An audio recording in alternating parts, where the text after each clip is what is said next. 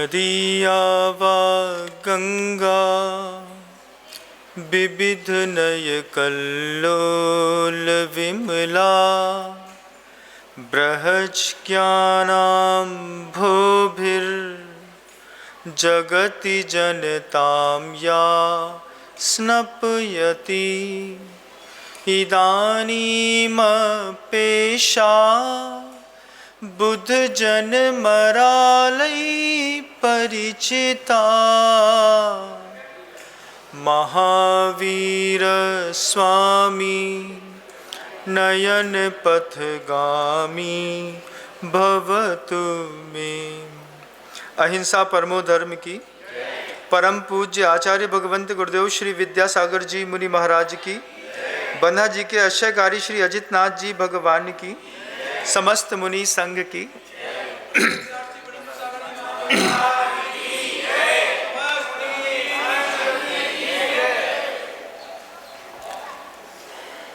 चंदन है इस देश की माटी, तपोभूमि हर ग्राम है, हर बाला देवी की प्रतिमा बच्चा बच्चा राम है। ये कुछ अति संयोक्ति के साथ नहीं लिखा गया था। ऐसा नहीं है कि शब्दों में सौंदर्य भरने के लिए बिना कुछ सोचे समझे इस बात को लिख दिया गया। बहुत विचारों के साथ इन शब्दों को कवियों ने आकार देकर के मंथन करके यह बात भारत की वसुंधरा के लिए लिखी थी। निरंतर जहाँ सत्य का, अहिंसा का उद्घोष हर जानमानस के बीच में होता था, जहाँ पर अपना एक ऐसा अप्रतिम सौंदर्य था कि उस सौंदर्य के कारण हर घर से सिर्फ चावल पकने की खुशबू नहीं आती थी, लोग घर के अंदर छोटी छोटी भट्टियों में सोने और चांदी का प्यूरिफिकेशन भी किया करते थे। आज आपने और की जो ब्लास्ट फर्नेस होती है वो फर्नेस शायद ना भी देखी हो, लेकिन जब हड़प्पा संस्कृति के उन खंडहरों में हम जाकर के देखते हैं, उसमें दिखाई देती है ये बात कि घर के अंदर एक ऐसी भट्टी भी बनी हुई थी जो सिर्फ सोने और चांदी को गलाने के काम में आती है। इतिहास को कभी पढ़ के देखिएगा, जब इतिहासकारों ने लिखा कि भारत इतना समृद्ध था कि पूरी दुनिया को देने के लिए इसके पास अकूत संपदाएं थीं और दुनिया को भारत को देने के लिए कुछ नहीं था, इसलिए पूरी दुनिया से सोने चांदी के नाले बह करके भारत की ओर आया करते थे। हमारे यहाँ की वसुंधरा का बड़ा कौशल था, गर्मी भी पड़ती थी, सर्दी भी पड़ती थी, बारिश भी होती थी। फलस्वरूप सारे फल फूल, अनाज, औषधियाँ सब भारत की वसुंधरा पर पैदा होती थी। ठंडा प्रदेश भी आपको यहाँ पर मिल जाएगा, ऐसी ऐसी औषधियाँ मिल जाएंगी। अपने हिमाचल की तलहटी पर, हरिद्वार के आसपास वन में वैसे तो हर्र तो पूरी दुनिया में बिकती है, लेकिन कुछ विशेष प्रकार की ऐसी हर्र भी इस भारत की वसुंधरा पर होती थी कि जिनको ग्रंथकारों ने लिखा है, माता कुमाता भवती ना भवती हरित की। माँ एक बार कुमाता हो सकती है, लेकिन पेट में परी हुई हर्र जो होती है वो कभी भी विकार को प्राप्त नहीं होती और पेट को पूरा साफ कर देती है। खाने पर हर्र तो साफ करती है, ये बात तो निश्चित है कि जब आप हर्र का चूर्ण पेट में खाते हैं, कायम चूर्ण खाते हैं या दूसरा कुछ खाते हैं, तो पेट साफ होता है, ठीक है। लेकिन भारत की वसुंधरा में ऐसी भी औषधियाँ होती थी कि हर्र का एक दाना से हाथ में पकड़ के मुट्ठी बांध लीजिए, उसमें इतनी सामर्थ्य रहती थी कि आपको दस्त लग जाते थे। इस वसुंधरा ने बहुत कुछ पैदा किया। दुनिया की सबसे अच्छी सुगंधित केसर भी यहीं पर पैदा हुई। तो भामाशाह और अमरचंद दीवान जैसे लोग भी इसी धरती पर पैदा हुए। तीर्थंकर भी यहाँ पर पैदा हुए। तो बलदेव और प्रभु श्री रामचंद्र जी ने भी इसी वसुंधरा को अपनी जन्म और कर्म स्थली के रूप में चुना। इस भारत की वसुंधरा के लिए बहुत सोच समझ के लिखा गया, चंदन है इस देश की माटी, तपोभूमि हर ग्राम है, हर बाला देवी की प्रतिमा, बच्चा बच्चा राम है। किसी के मन के हृदय के अंदर कभी भी किसी प्रकार का क्षोभ नहीं था। चोरियां घरों में होती नहीं थी। कारण सिर्फ एक था कि जिन चीज़ों को चुराने के लिए मन ललायित होता है वो घरों के अंदर ऐसे भरे पड़े रहते थे कि आदमी उनको गिनना पसंद नहीं करता था। वास्को डिगामा ने जब यहाँ पर आया, वो एक्चुअल में पुर्तगाल का एक बहुत बड़ा डॉन था। जिस डॉन को पुर्तगालियों ने वहाँ से भगा दिया, तो खोजते खोजते खोजते वो भारत में आ गया। भारत में आकर के उसकी भारत एक खोज जैसे कुछ इतिहासकारों ने इतिहास लिख दिए। उन्होंने यहाँ पर आकर के सिर्फ लूट मचाई। छोटा सा गांव है जिसका नाम गजनी है, वहाँ का नाम था एक गजनी का मोहम्मद, उसको कहते थे। वो भी एक नंबर का गुंडा था। वो भी यहाँ पर आया तो गजनी यहाँ पर आकर के मोहम्मद गजनबी बन गया, जबकि वो गजनी मोहम्मद नाम था उसका। यहाँ पर मोहम्मद गजनी के नाम से जानते हैं। 17 बार सोमनाथ का मंदिर लूटा, ऊँटों में भर करके 32 ऊँटों के काफिलों में भर करके पूरा का पूरा सोना चांदी हीरा मोती जवाहरात उठा करके गजनी ले गया। कुछ ऊँट जो थे वो सोने चांदी के भार से मर गए रास्ते पे। उन मरे हुए ऊँटों के द्रव्य को गजनी ने उठाया नहीं, उनको मरा हुआ वहीं पे छोड़ करके जो ऊँट जिंदा थे उनको लेकर के गजनी चला गया। 1 बार 2 बार 3 बार 4 बार 5 बार बार 17 बार सोमनाथ के मंदिर से द्रव्य उठा करके, मंदिरों में क्या संपदा थी बंधु, 17 बार उठा करके गजनी ले गए लोग। यहाँ पर लोगों ने मूवी बना दी उनके नाम की, जो हमारे देश पे आताताई शासक बन करके आया। यहाँ पर सम्राट चंद्रगुप्त मौर्य भी हुए तो अशोक भी हुए, महावीर भी हुए तो ऋषभनाथ भगवान भी हुए। ये सब लोग के अपना अपना वैभव अपने समय में विख्यात था। इस तरफ की जब ये जब षष्ठी पर महापुरुष विचरण कर रहे थे, षष्ठी का सौंदर्य देखते बनता था। लेकिन जब तीर्थंकर की देशना और तीर्थंकर के दर्शन साक्षात दुर्लभ हो गए, धीरे धीरे थोड़ा बहुत समय नहीं, ईसा पूर्व से हमको निरंतर लूटा जाता रहा।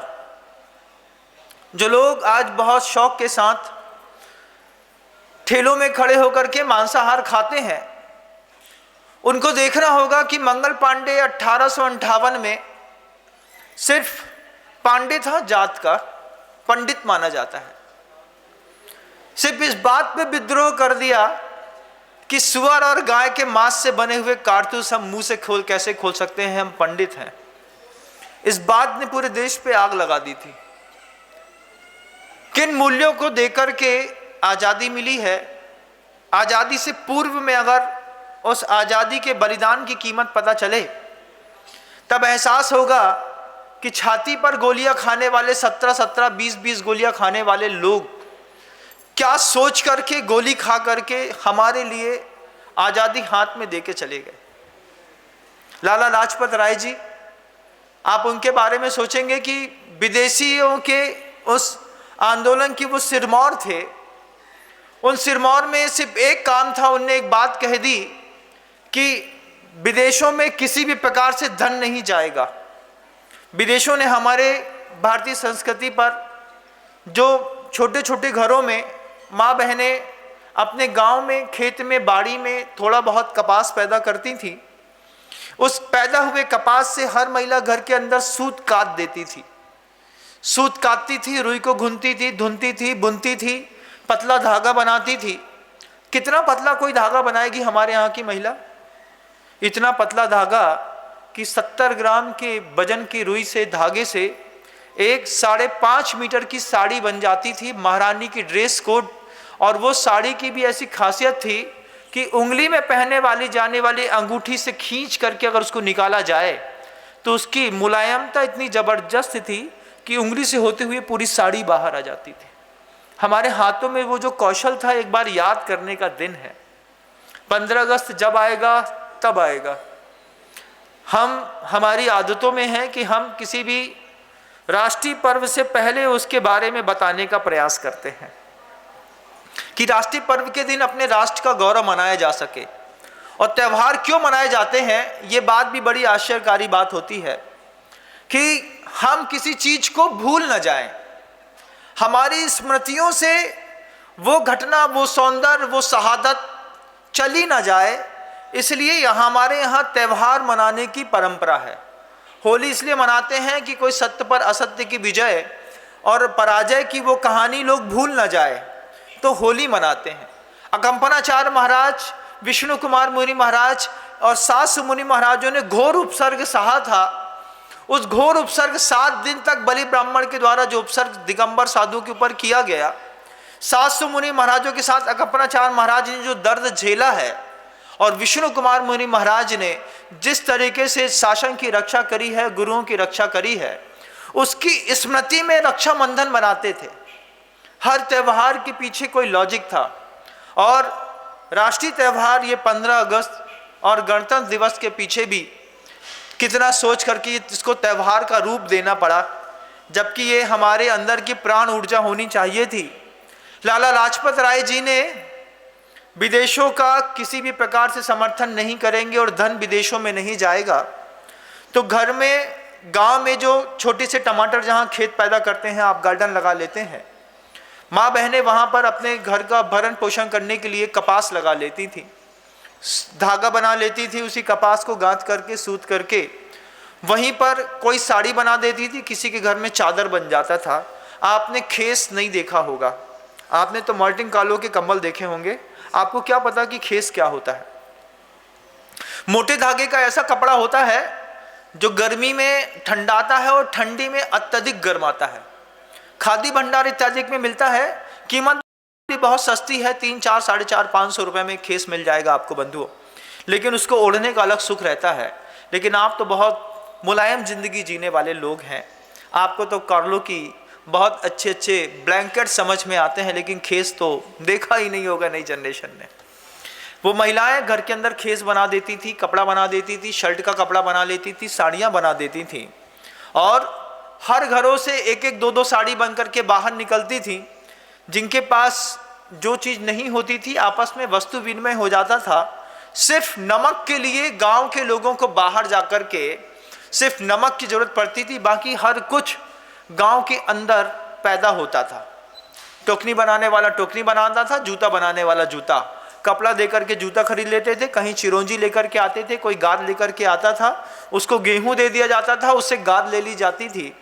और समृद्धि का ऐसा वातावरण था कि जिंदगी के 90 साल बीतने के बाद कभी जीवन में डायबिटिक का पेशेंट दिखाई नहीं देता था, किसी को कैंसर नहीं होता था, हाइपरटेंशन नहीं होता था, ऑर्थोराइटिस का प्रॉब्लम नहीं होता था। घर के अंदर चक्की रहती थी, बेटियां निरंतर उस चक्कियों को सुबह सुबह 1 घंटा, आधे घंटे परिवार के लिए रोज उसनती थी, घुमाती थी।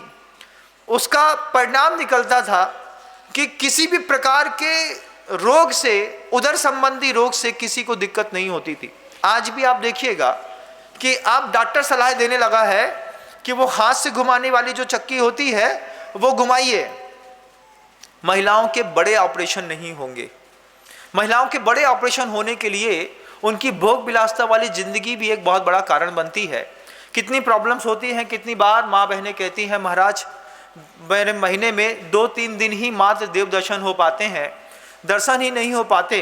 घरों के अंदर चक्की थी बंधुओं, वो चक्की घुमानी पड़ती थी, उसमें रोज माँ बहन 1 किलो आटा, 1.25 किलो आटा रोज पीसती थी। ताज़ा आटे की खुशबू और ताकत अलग होती थी। घर के लोग थोड़ा सा मोटा दरदरा आटा खाते थे, कभी पेट खराब नहीं होता था, इंटेस्टाइन खराब नहीं होती थी, कोलाइटिस नहीं होता था। शुद्ध घर के अंदर का गेहूं रहता था, खुद धोते थे, बीनते थे, छानते थे, पीसते थे, खिला देते थे।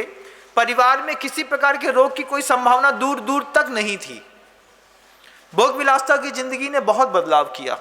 लाला लाजपत राय, जिन्होंने कसम खा ली थी कि हम अपने देश का पैसा बाहर नहीं जाने देंगे, उन्होंने घर घर जाकर के कपड़े बुनने काटने के लिए लोगों को प्रेरणा दी। कपड़े बनते भी थे। अंग्रेज शासन जब आया, ईस्ट इंडिया कंपनी सूरत का सहारा लेकर के गुजरात से जब पहली बार तो वो कलकत्ता से घुसे, दूसरी बार वो गुजरात के सूरत से घुसे, और घुस करके सबसे पहले उन्होंने किसी भी कंपनी डाल करके कपड़े बनाने की फैक्ट्री डाल करके कपड़े बनाने के प्रोसेसिंग को सेंट्रलाइज कर दिया। जो डिसेंट्रलाइजेशन के चक्कर में हर घरों में एक साड़ी, दो धोती, कोई कपड़ा, कोई खेस, कोई कोट बन जाता था। हर घरों के अंदर एक कारीगर पैदा होता था। माँ बहनें शर्ट बनाना नहीं, उसको सिलना, बुनना, काटना सब जानती थी। अंग्रेजों ने आकर के उसको सेंट्रलाइज कर दिया, तो आपके यहाँ 600 करोड़ रुपए की बड़ी बड़ी डाइनिंग प्रिंटिंग मिल्स लग गई। अब हम कॉटन पैदा करते हैं, बीटी कॉटन। वो बीटी कॉटन, उसकी खूबसूरती है कि जिस जमीन में पैदा हो जाता है उसको बंजर कर देता है। बीटी शब्द को कभी आप देखिएगा, जो जीएम फूड्स होते हैं, जनरल मॉडिफाइड फूड्स होते हैं, ये विदेशी कंपनियों ने हमको ला करके दिए। हमने अन्न बोया, बोने के बाद अन्न तो हुआ लेकिन उसका बीज नहीं हुआ। और किसी भी बीज की पूर्णता फल देने पर फलित नहीं होती। जब तक वह बीज दोबारा कोई अच्छा बीज दे करके शांत ना हो, तब तक बीज की यात्रा खत्म नहीं होती। ये पढ़े लिखे लोगों ने, जनरल मॉडिफाइड और बायोकेमिक के स्टूडेंट ने मिल करके, हमारे पूरी मॉन्सेंटो कंपनी है बंधुओं एक, जिसका बीज पूरी दुनिया में बिकता है। भारत की जो जीडीपी है उसका 3 गुना व्यापार है मात्र बीज का भारत के अंदर। सोचिएगा एक बार बहुत गौर से। 25 लाख करोड़ रुपए की हर साल यहाँ पर मान लीजिए फसल होती है।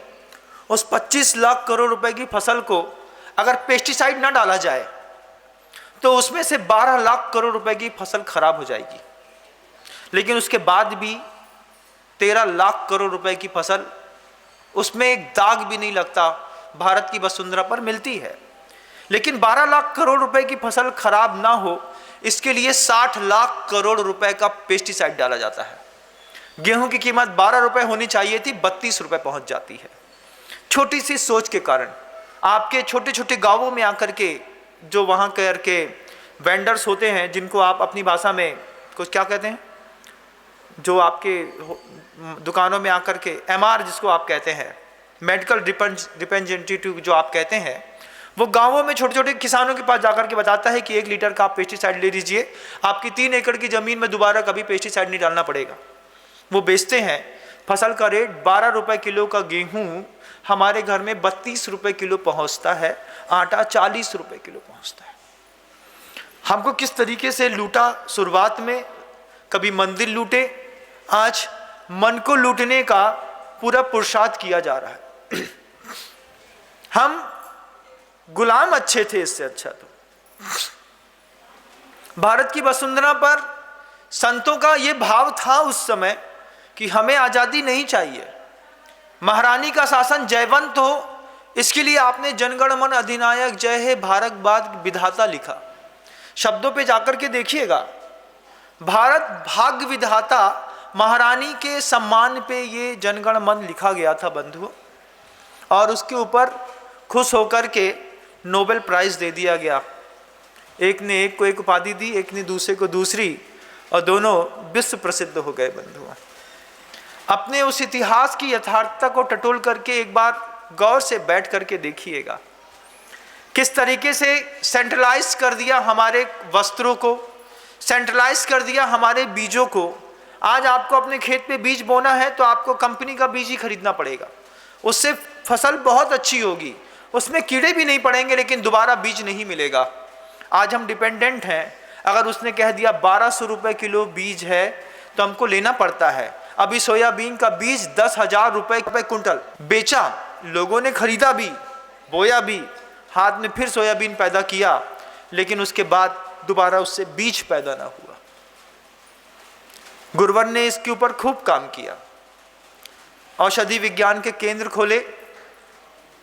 कटनी में पूज्य मुनि श्री समता सागर जी महाराज, निरापक श्रमण मुनि श्री समता सागर जी महाराज चतुर्मास कर रहे हैं। कटनी में सवाई सिंगाई खानदान की 300 एकड़ से ऊपर की जमीन मंदिर जी के नाम पे उनके बुजुर्ग दान दे गए थे। 300 एकड़ बहुत होता है। आज उस जमीन की कीमत करीब 450 करोड़ रुपए से ऊपर की है।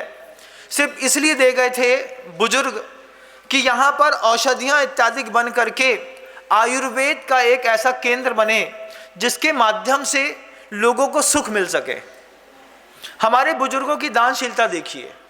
आज समता सागर जी महाराज श्री के सानिध्य में वो जो चातुर्मास संपन्न हो रहा है, उम्मीद जगी है कि उस जमीन से फिर औषधियाँ निकल करके पूरे विश्व में अपना कमाल दिखाएंगी। गुरुवर का आशीर्वाद है इस बात के लिए। आचार्य सिंह जी काम करते हैं। दयोदय केंद्र जबलपुर में पूर्णायु महाविद्यालय ऐसा खोला है कि उस विद्यालय में आकर के जहाँ पर अनेक औषधालयों में जाने के बाद भी आपके रोग का निदान नहीं होता, सिर्फ रोग को दबाया जाता है, वहाँ पर रोग को उखाड़ करके जलमूल से नष्ट करने के लिए बाल ब्रह्मचारिणी बहनें और साथ में कुशल वैद्यों और चिकित्सकों की ऐसी टीम है। पहली बार जब मैं 2019 में जाकर के एक वैद्य को देख रहा था, उन्होंने पूज्य गुरुवर की सिर्फ नाड़ी पकड़ी, एक अंगूठे और 2 उंगली से। गुरुवर थोड़ा अस्वस्थ थे, देख करके उसने धीरे से बता दिया कि आपके पेट में कृमि हो गई है, आपको मोशन नहीं हो रहा है, आपके आहार संतुलित नहीं हो रहे हैं, आपको ठंडा भोजन मिल रहा है, आपने प्रकृति में ऐसा खा लिया है, ले लिया है, जिसके कारण शरीर में स्वेलिंग आ गई है। गुरुवर, मैं और पूरा संघ सोचते रहेगा कि क्या विज्ञान है गजब का।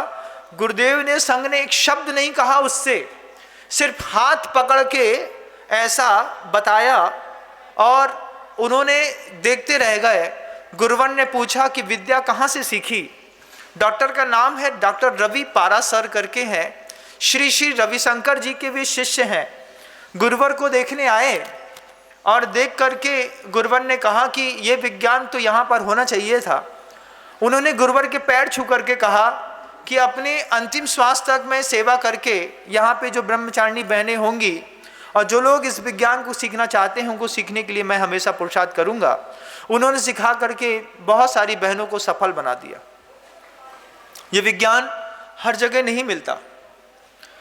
आचार्य गुरुवर ने शुद्ध ज्ञान तंतु खुले रहे प्रतिभास्थली ज्ञानोदय विद्यापीठ की स्थापना की। एक और नए महात्मा की तलाश हम महात्मा गांधी के जाने के बाद कर रहे थे, लेकिन महात्मा गांधी की तलाश करते करते हमको भगवान महावीर के रूप में गुरुदेव विद्यासागर जी मुनि महाराज मिले। हथकरघा केंद्र चल चरखा, इसको निमित्त बना करके वापस गुरुदेव का वो प्रकल्प है कि हर आदमी सेंट्रलाइज्ड लाइफ को छोड़ करके डिसेंट्रलाइजेशन की लाइफ में जीने का प्रयास करे। प्रतिभा स्थली की बहनों में जो बच्चियां पढ़ती हैं, करीब 5000 से ऊपर बच्चियां 5 स्कूलों में पढ़ती हैं बंधु, उनको ऐसी विद्या दे दी जाती है कि 12वीं क्लास में निकलने के बाद वो बेटी 24,000 रुपये मात्र खर्चा करती है एक हथकरघे का सेटअप डालने पे। तो अगर घर के अंदर रह करके भी 12वीं क्लास की बच्ची हथकरघा चलाना सीख जाती है, वो अगर हथकरघा चलाती है तो 40 से 50,000 रुपये महीने घर के अंदर सील की सुरक्षा करते हुए वो कमा करके अपने परिवार का भरण पोषण कर सकती है। स्किल डेवलपमेंट के नाम पर जो यहाँ पर प्रधानमंत्री जी की योजना चलती हैं और उसमें हजारों घोटाले होते हैं, उन हजारों घोटालों से शून्य है इस महान और अद्भुत प्रकल्प। शुरुआत में दिखाई देता है लीक से हट करके कोई काम किया जा रहा है, लेकिन जब वापिस आकर के गौर से देखते हैं इस बात को कि अहिंसक वस्त्र जीवन की जो बहुत बड़ी आवश्यकता है, कि छन्ने के जो भगवान जी को पोंछने का छन्ना होता है मार्जन करने का, उस छन्ने के ऊपर भी जब मटन टैलो लगा होता है। और गुरुदेव को जब पहली बार बताया तो गुरुदेव ने दोनों प्रकल्प रखे कि हमारे यहाँ हथकरघा भी चलेगा और खादी भी बनेगी। खादी का मतलब है कि धागा अपने हाथ से बनाया हो, कपास लाई गई हो, उसको बुना हो, धागा बनाया गया हो, फिर कपड़ा बनाया हो, ऐसे कपड़े को खादी कहते हैं। और हथकरघे में कोई इलेक्ट्रॉनिक किसी भी प्रकार की मशीनरी का काम ना करके और हाथ से धागा बाहर से खरीद करके लाते हैं और उसको बुन करके हाथ से दिया जाता है। इन दोनों प्रकल्पों की खूबसूरती है कि इससे जितना पैसा आता है वो पैसा उस किसान तक, उस महिला तक पहुंचता है जो पढ़ी लिखी तो नहीं है लेकिन स्किल डेवलपमेंट का ये कौशल जानती है कि हथकरघा के माध्यम से आपके घर तक बनारसी साड़ियाँ आपके पास पहुंच जाती हैं। बहनें डोंगरगढ़ में भी, प्रतिभा स्थली ज्ञानोदय विद्यापीठ जबलपुर में भी, रामटेक में भी, ललितपुर में भी इस उपक्रम को लगातार करती हैं। कभी जा करके आंख खोल करके देखने का प्रयास करिएगा। आप तो कभी सोच भी नहीं सकते हैं, गुरुदेव की ऐसी अनुपम कृपा है कि डिंडौरी एक छोटा सा नक्सलाइट गांव है, अमरकंटक की तलहटी पे बसा हुआ है। उससे अंदर जाकर के पिंडुरकी करके एक छोटा सा गांव है जहां पर सिर्फ आदिवासी महिलाएं रहती थीं जिनका काम था मरने और मारने का। जंगलों से जाकर के सुअर पकड़ लाना, मुर्गे पकड़ लेना, उन्हीं को पकाना, उन्हीं को खाना, उसी में खुश रहना। इस दलदल भरी नरक भरी जिंदगी में आचार्य श्री जी ने अपनी देवदूती प्रतिभा मंडल की बहनों को भेजा बंधुओं, वहां पर रहने के लिए प्रेरित किया। एक ब्रह्मचारिणी का क्या समर्पण होता है आप घर में बैठ करके अंदाजा नहीं लगा सकते। स्वतंत्रता दिलाने वाले घर में बैठ करके रमी नहीं खेलते। स्वतंत्रता दिलाने वाले और आजादी की कीमत समझने वाले लोग ऐसे बियाबान नक्सलाइट एरिया में जाकर के वहां पर 10 एकड़ जमीन बड़ी मुश्किल से हाथ पे ऑक्युपाई किया। वहां पर 2 बड़े बड़े वेयर हाउस के जैसे शेड डाले, उन शेडों में 500 हथकरघे डाले। आज आदिवासी महिलाओं के एक बहुत बड़ा वर्ग ऐसा है जिसकी संख्या करीब 600 से 800 के बीच पे है, जो जिन्होंने अंडे मांस का आजीवन त्याग कर दिया है। ये खूबसूरती चूंकि नजरों में नहीं आती इसलिए समझ में नहीं आती। उन आदिवासी महिलाओं के हाथ से जब वो साड़ियां बनती हैं, उसके पहले वे आदिवासी महिलाएं नमोकार मंत्र की प्रार्थना करके पंच परमेश्वरों को नमस्कार करती हैं, गुरुवर के चरणों में प्रणाम करती हैं और उन ब्रह्मचारिणी बहनों के भी पैर छूती हैं इस बात के लिए कि दुनिया में हमने कभी भगवती देखी नहीं थी, आपके कारण हमको एक साक्षात भगवती देखने का मौका मिला। उनकी आंख के आंसुओं को आप कभी देख नहीं पाएंगे। लेकिन गुरुवर कितने अद्भुत है कि अपने उस धर्मायतन तीर्थ क्षेत्रों में बैठ करके वो निरंतर उपदेश देते हैं। आज 12 ब्रह्मचारिणी गई हैं, कल 22, कल 220। वहां पे रह करके एक जिनालय जिनबिंब की स्थापना, छोटा सा जिन मंदिर बना दिया, भूगर्भ से प्राप्त किसी प्रतिमा को वहां पे स्थापित कर दिया और उसके बाद निरंतर प्रेरणा देते रहे। आजादी के सबसे बड़े पुरोधा इस पंचम काल में अगर कोई दिखाई देगा तो मेरा हृदय सबसे पहले गुरुदेव विद्यासागर जी मुनि महाराज का नाम लेगा। हम 15 अगस्त के दिन नहीं, हम हफ्ते में एक दिन का संकल्प करें कि खादी की साड़ी और खादी के कपड़े पहनेंगे। इससे प्रमोट होंगे वे लोग जो बियाबान जंगलों में कभी मांस खाते थे, सुअर को मारते थे, कुछ करते थे, उनको आपके यहाँ का पैसा निकल करके उनके पास तक पहुँचाने की जवाबदारी गुरुदेव ने ली। डिसेंट्रलाइजेशन के ऊपर आचार्य श्री जी ने जितना काम किया, इतना काम देख करके तो बड़ा फर्क पड़ गया बंधु। आपको बहुत बड़ी आश्चर्य की बात बताएंगे, जो बड़ी बड़ी कंपनियां हैं, मैं नाम किसी का लेना नहीं चाहता हूं, उन बड़ी बड़ी कंपनियों की 19% तक इनकम और सेलिंग दोनों घट गई। उनसे पूछा कि कपड़े तो उतना ही बनता था, 30 लाख मीटर कपड़ा भारत में बनता है, तो फिर आपका क्यों नहीं बिका? उन्होंने बताया कि 30 लाख मीटर कपड़े में हथकरघा और खादी ने हाथ मार लिया है और आज छोटी छोटी महिलाओं के माध्यम से जो हथकरघा और खादी बनाए जाते हैं उसका उपभोक्ताओं का बाजार बहुत बड़ा होता जा रहा है। अपराध की बात यह है कि बाजार विदेशों पे तो बहुत है, उनको आपके बनाए हाथ के कपड़ों की कीमत पता है, लेकिन हमको विदेशी कपड़ों की कीमत पता है। हम पीटर इंग्लैंड लेते हैं, 6ix9ine लेते हैं, लिवाइस की चड्डी पहनना पसंद करते हैं। 17 रुपए की चड्डी कोयम्बटूर में बनती है बंधुओं। कभी आप तिरपुर जाइएगा, तिरपुर में लिवाइस की चड्डी 17 रुपए मात्र में बनती है। उसमें जब 12 रुपए का, 8 रुपए का, 7 रुपए का पैकिंग चार्ज और जुड़ जाता है, अधिकतम कीमत 22, 23, 24 रुपए बनती है। एक ट्रेडमार्क क्या लगता है सीधे 650 रुपए। 200% की उसमें एडवर्टाइजिंग मटेरियल कॉस्ट डाली जाती है। उसके बाद कमीशन होता है, वेंडर्स का कमीशन होता है, एथोराइज्ड डीलर्स का कमीशन होता है। छोटा सा कपड़ा तन को व्यवस्थित और सुरक्षित रखने के लिए तिरपुर में आप जाकर के किलो के भाव खरीद के ला सकते हैं। उसमें डी कमाल होता है, एक हल्का सा धागा निकल गया है, डी में जाने वाली वे अंडरवियर्स, अंडरगारमेंट्स 12 रुपए, 13 रुपए, 14 रुपए में बिकते हैं। सिर्फ पैकेजिंग मटेरियल उसमें नहीं लगाया जाता, सुख सुविधा उतनी ही देते हैं।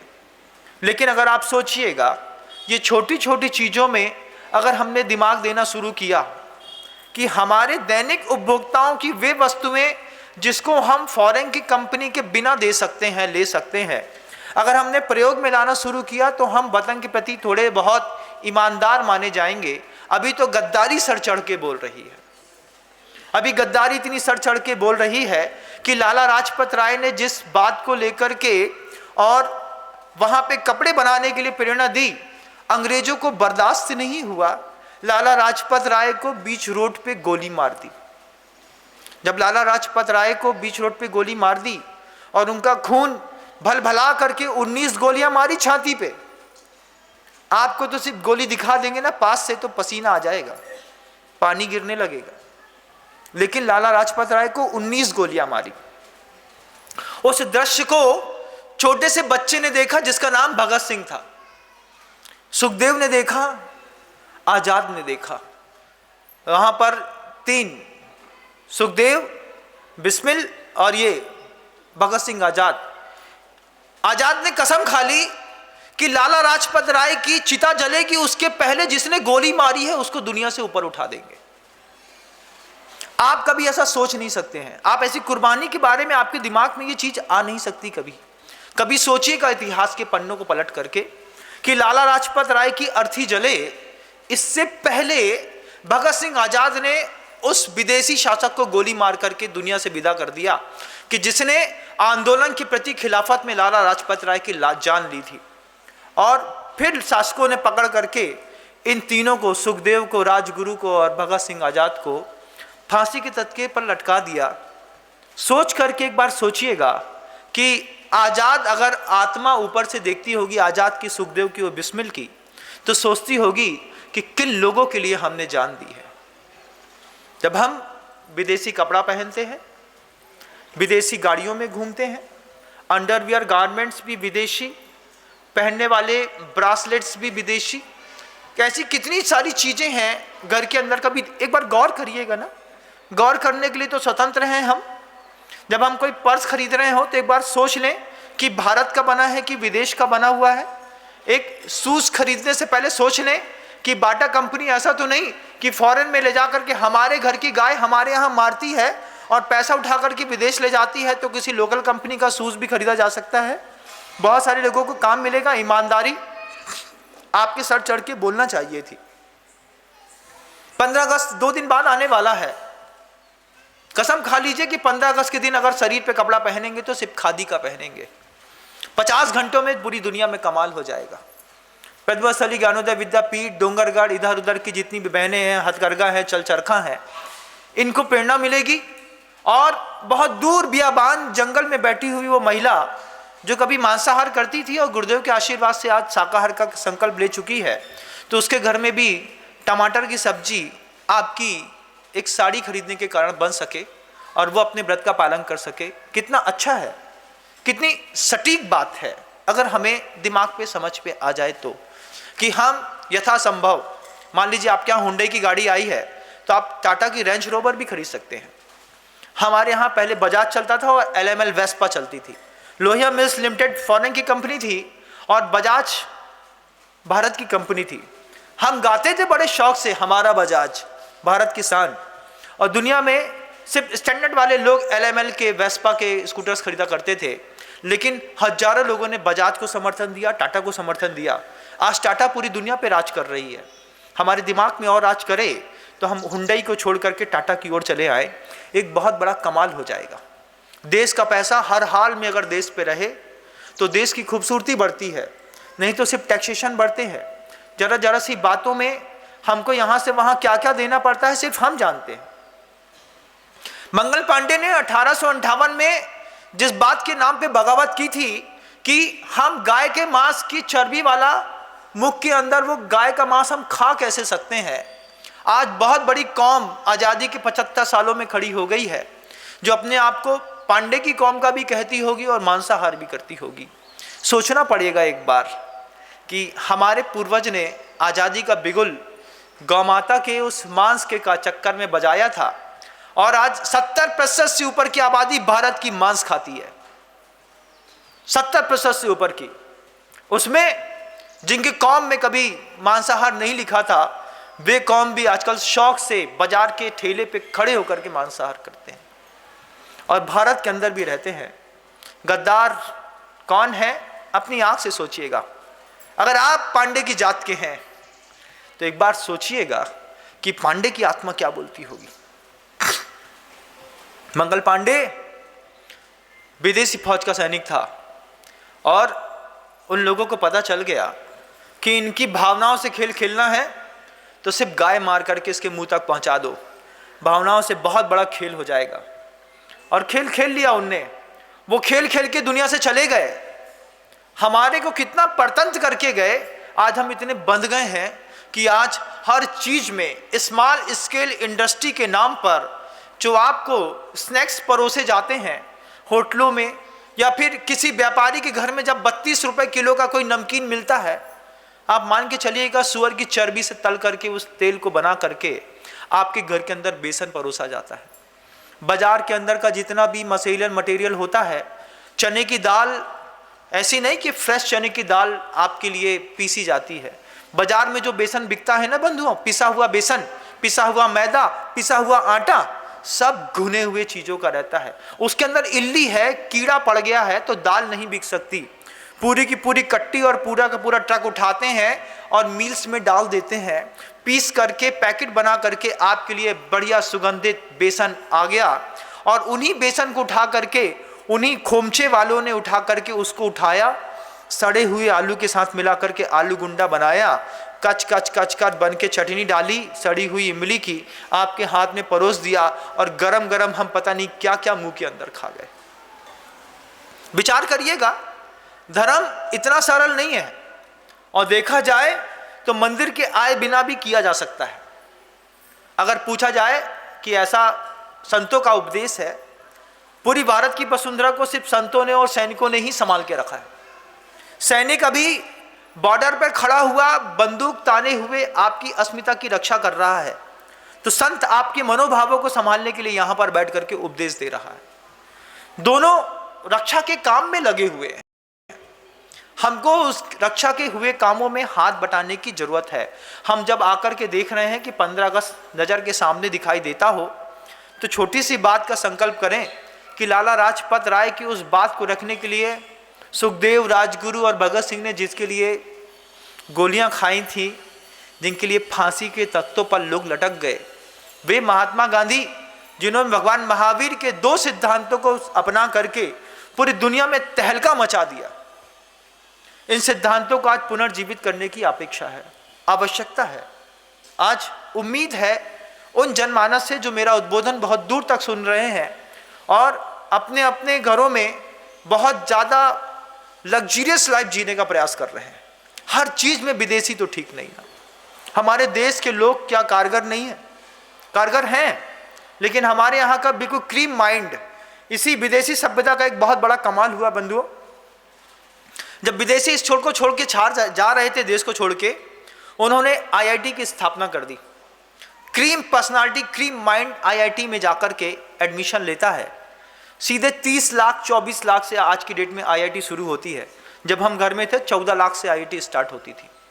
मतलब आईआईटी में कोई इंजीनियर्स पढ़ रहा है, उसको निकलने के बाद श्योरिटी है कि 14 लाख रुपए साल तो मिलेगा। आज 24 से 30 लाख रुपए साल तक आईआईटी चली गई है। उठते हैं दुनिया के सबसे ब्रॉड माइंडेड लोग यहाँ के माने जाते हैं।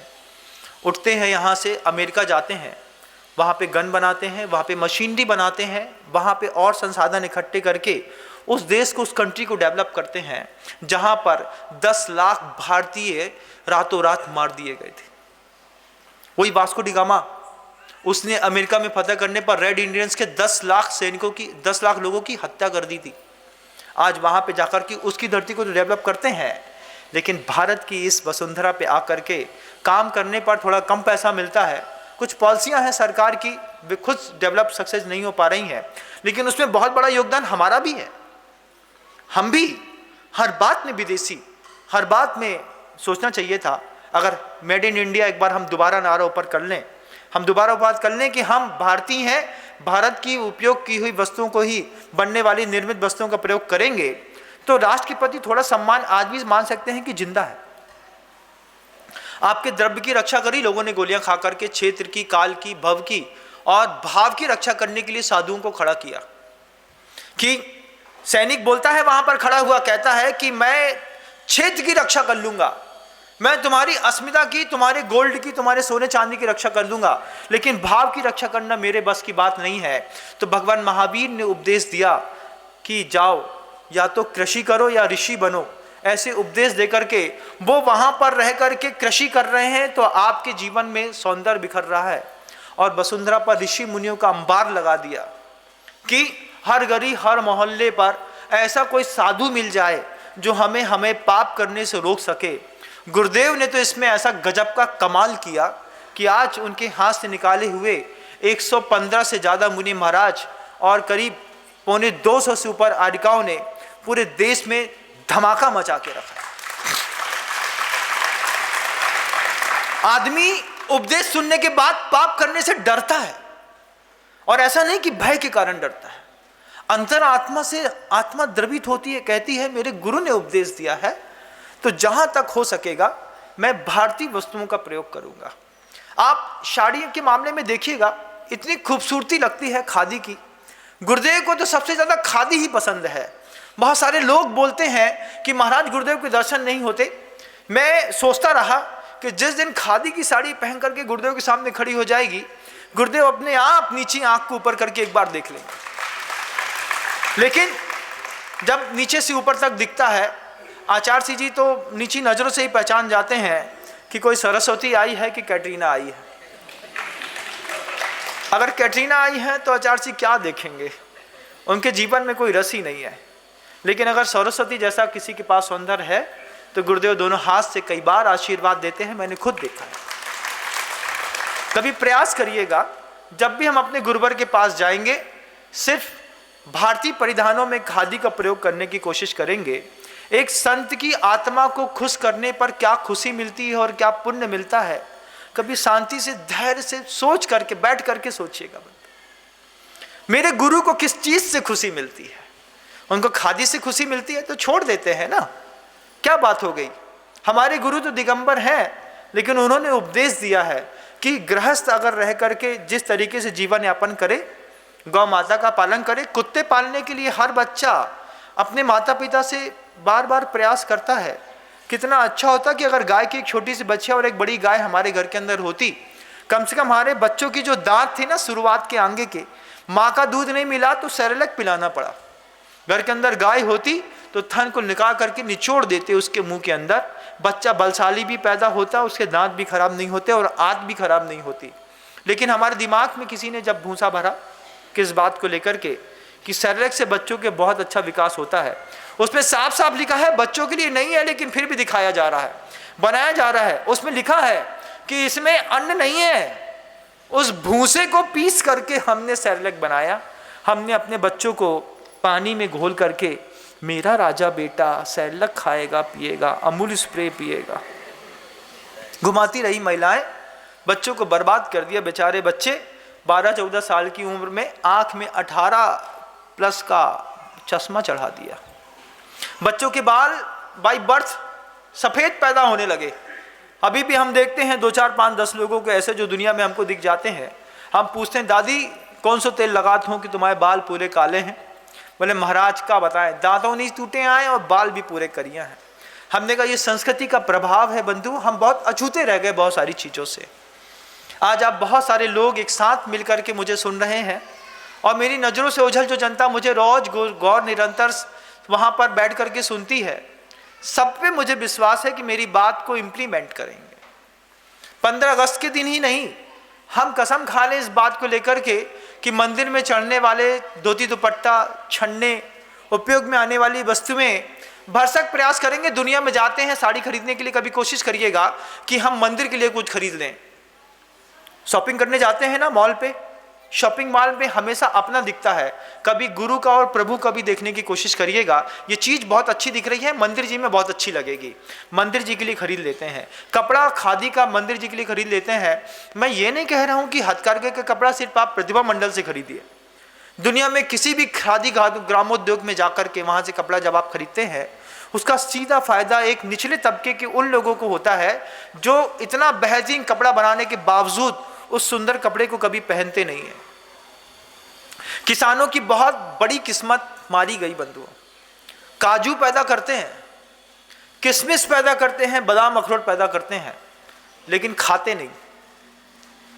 पैदा करते हैं, प्रोसेसिंग करते हैं, प्रोसेसिंग करने के बाद वो उठा करके सेठों को बेच देते हैं, पैसा लेते हैं, उससे आलू प्याज खरीदते हैं, भटा खरीदते हैं, घर में आके आलू प्याज भटा की सब्जी बना करके खाते हैं और फिर अपनी किस्मत पे रोते हैं इस बात के लिए कि हमारी किस्मत में काजू कहाँ। काजू तो बड़े बड़े सेठिया लोग खाते हैं। बादाम कहाँ हमारी किस्मत में, हमारी किस्मत में कहाँ अखरोट, हमारी किस्मत में तो ये सड़ी गली आलू प्याज की भाजी सब्जी है, इसी को खा के ज़िंदगी जी रहे हैं। क्या किसान की ज़िंदगी में काजू नहीं है? है, लेकिन अंतस्प्रेरणा इतनी गुलाम बन चुकी है कि वो कहती कि तेरी किस्मत में तेरे हाथ में आई हुई चीज़ नहीं है।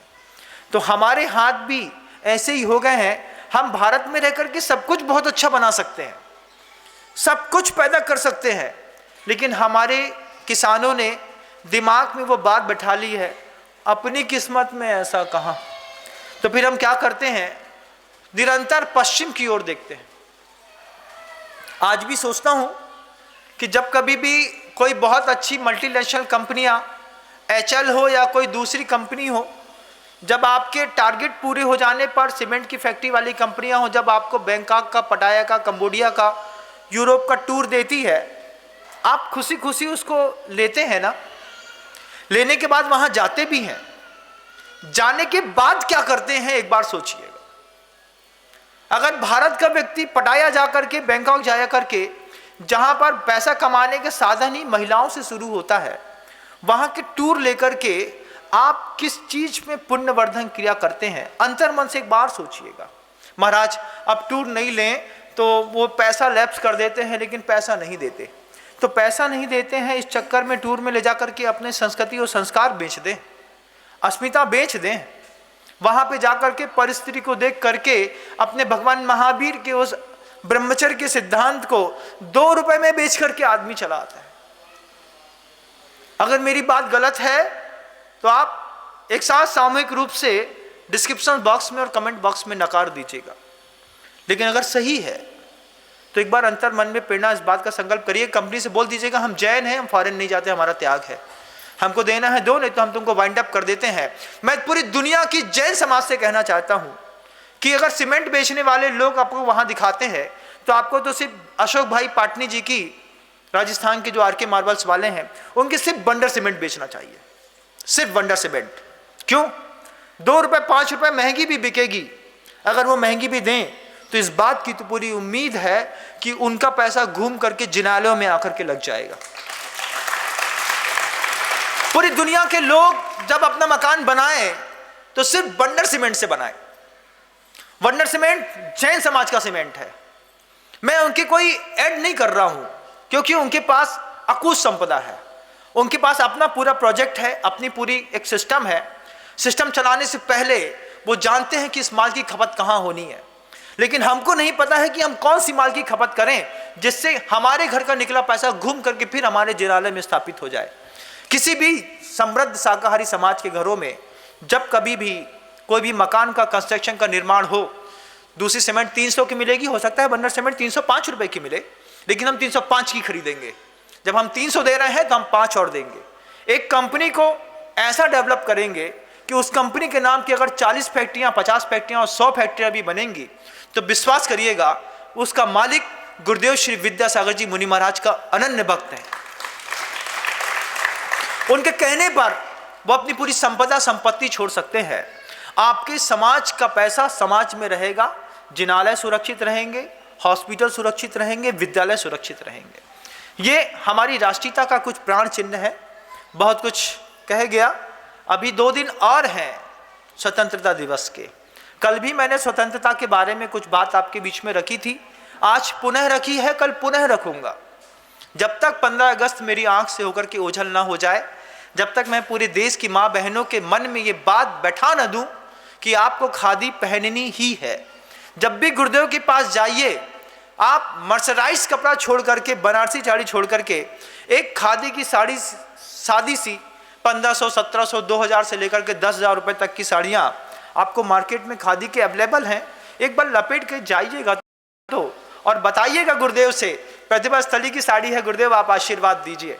जब आप बोलेंगे बेटी हमारे IIT कर रही है महाराज जी आशीर्वाद दीजिए, हो सकता है आचार्य सी आंख ना उठाए, लेकिन जब आप बोले कि आचार्य सी खादी देखिए कितनी प्यारी दिखती है हम लोगों के ऊपर, आचार्य सी दोनों हाथ से आशीर्वाद ना दें, ऐसा हो नहीं सकता। एक संत को जिससे खुशी मिलती है, एक संस्कृति को जिससे खुशी मिलती है, एक समाज को, एक राष्ट्र को जिससे खुशी मिलती है, एक साधु को जिससे खुशी मिलती है और जिससे हमारी देश समृद्ध होता है, इस बार के 15 अगस्त से आने से पूर्व हम इस बात का संकल्प करें, हर बात में टटोल करके हम इस बात की कोशिश करेंगे कि कम से कम विदेशी उत्पादों का प्रयोग करें। दांडी यात्रा बापू ने करी, लाला लाजपत राय ने विदेशी आंदोलन की बात करी, सुभाष चंद्र बोस ने, उनको यहाँ पे जगह नहीं मिली, जापान में जा करके आजाद हिंद फौज की स्थापना करके आपके भारत को आजाद कराने का उद्यम किया। बंधुओं सोचिए आजादी किस कीमत पर मिली है और आज हम क्या कर रहे हैं। जब आज की डेट में हमारी युवा कौम रमी खेलती है, पहले जुआ खेलने पर बैन था, जुआ खेलने वाले को पुलिस पकड़ती थी, आज सरकार खिलाती है रमी, सीधा सीधा ऑनलाइन सब लीगल है। आपको पता होना चाहिए कि जब आप एंड्रॉइड पर रमी खेलते हैं तो खेलने वाला सामने कोई ऑब्जेक्ट आदमी नहीं होता है, उस समय सामने कंप्यूटर होता है। आपके सोचने के दिमाग से लाख गुना तेज उस कंप्यूटर का दिमाग चलता है जो आपको रमी खिलाता है, जो आपको गेम्स खिलाता है, जो आपको किसी और चीजों को खिला करके खेलने, पत्ते खेलने के लिए प्रेरित करता है। जुआ खेलो, पैसा कमाओ, घर के अंदर बैठ करके मैंने 5 लाख कमाए, 7 लाख कमाए। अरे उन 2 कौड़ी के लोगों को तो सिर्फ 20,000 रुपए मिलते हैं। जो ऐड करती है ना, वे जो भी लोग ऐड करने वाले लोग होते हैं ना, उन 2 कौड़ी के लोगों को 2-20,000, 10-5 लाख रुपए मिलता होगा। लेकिन भारत की संस्कृति का हजारों करोड़ों रुपए रोज सुबह से लेकर रात तक बैंकों से निकल करके ऐसे गद्दार लोगों की जेब तक पहुंच रहा है। बच्चों के ऐप्स में दिखाए जाते हैं, हर चीज में ऐड दिखाया, रमी खेलो पैसा कमाओ, रमी खेलो पैसा कमाओ। सामने वाला कोई इंसान नहीं है, सामने कंप्यूटर आपको रमी खिला रहा है। आपको 2 बार पैसा देगा, तीसरी बार पैसा देगा, चौथी बार से जब काटना शुरू करेगा, एडिक्शन पैदा करने के बाद आप अपना घर बेच करके अपने बर्बाद होकर के फांसी पर लटक के चले जाएंगे। तब जाकर के आलोट खिलता है। चेतना जागृत करने की जरूरत है, हमको इंस्टेंट मनी की जरूरत नहीं है। हम वो कौम के लोग हैं, सुबह 9 बजे दुकान खोलते हैं, रात को 12 बजे दुकान बंद करते हैं, 10 बजे बंद करते हैं। अपने हाथ में अपने पुरुषार्थ की कमाई का 2,000, 3,000, 4,000, 5,000 रुपए कमाते हैं, पत्नी को सादी रोटी खिलाते हैं और खुश रहते हैं। और जब इन्हीं घरों के नालायक बड़े बड़े बेटे जो होते हैं, जिनको पैसे की कीमत नहीं पता होती है, वो पापा के अकाउंट हैंग करते हैं, पापा के एंड्रॉयड लेते हैं, उससे रमी खेलते हैं और धीरे से हैंग होने के बाद चुल्लू में चिपक करके रोते हैं और फिर पापा से सॉरी बोलते हैं, लेकिन किसी भी तरीके से उन व्यसनों को छोड़ते नहीं हैं। भगवान महावीर को कितने पहले से पता था कि 7 व्यसन जिंदगी में प्राण ले लेंगे। चोरी, शिकार करना, वैश्यागमन करना, परस्त्री गमन करना, मांस, मद्य, मसू मांस का खाना, ये आदमी को बर्बाद कर देगा। उस बर्बाद ना हो कौम, इसलिए भगवान महावीर ने सिद्धांत दिए अष्टमूल गुण के। आज पूरे देश को जरूरत है। हमारे प्रभुवर के सिद्धांत एक समाज तक सीमित हो गए, अगर ये यूनिवर्सल होते तो देश का चेहरा ही कुछ और होता। जितनी गन फैक्ट्रियां होती हैं, बनी हैं आज इस देश पे और पूरे विश्व पे, इससे ज़्यादा आज हम अपने कौशल को डेवलप करने के लिए निर्माण कर रहे होते। कोई भूखा नहीं मरता बंधुओं, हम बहुत कुछ आगे निकल आए हैं। आज़ादी आज अभिशाप बन करके हमारे सिर पर तांडव नृत्य कर रही है। जितना कुछ आपकी समझ में आए अपने आप को संभालने का प्रयास करिएगा, क्योंकि अब आज़ाद नहीं आएंगे, अब महात्मा गांधी नहीं आएंगे, अब इंदिरा गांधी नहीं आएंगी, अब नहीं आएंगे राजगुरु और सुखदेव। अब गुरुदेव श्री विद्यासागर जी मुनि महाराज और उनके आशीर्वाद से जो संवाद, जो संदेश, जो उपदेश आप तक पहुंच जाए, इसी को भगत सिंह, इसी को आज़ाद और इसी को भगवान महावीर समझने का प्रयास करिएगा।